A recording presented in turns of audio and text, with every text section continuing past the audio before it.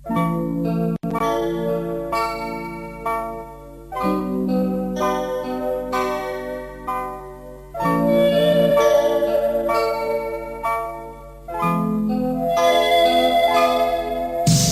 บางครั้งก็ต้องหลั่งน้ำเหงื่อ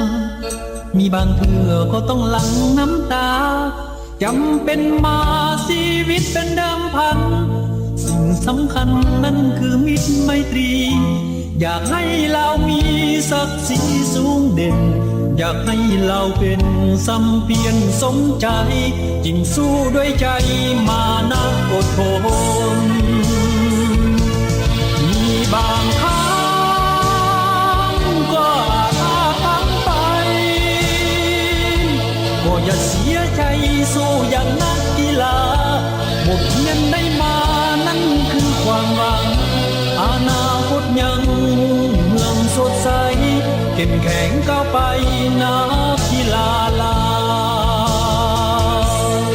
ลาลาลาลาลาลาลาลา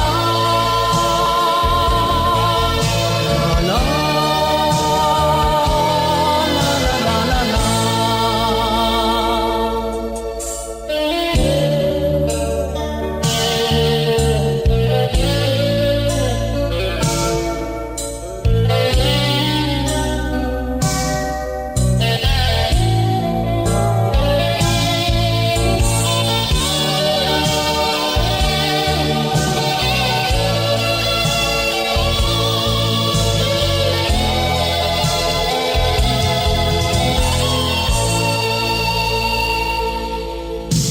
บางครั้งก็ต้องหลั่งน้ำเหงื่อมีบางเทื่อก็ต้องหลั่งน้ำตาจำเป็นมาชีวิตเป็นเดิมพันสิ่งสำคัญนั้นคือมิตรไมตรีอยากให้เรามีศักดิ์ศรีสูงเด่นอยากให้เราเป็นสัมเพียรสมใจยิ่งสู้ด้วยใจมานะอดทนมีบางครั้งก็อาจพังไป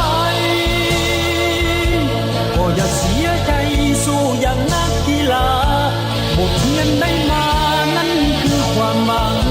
อนาคตยังเมืองสดใสเข้มแข็งก้าวไป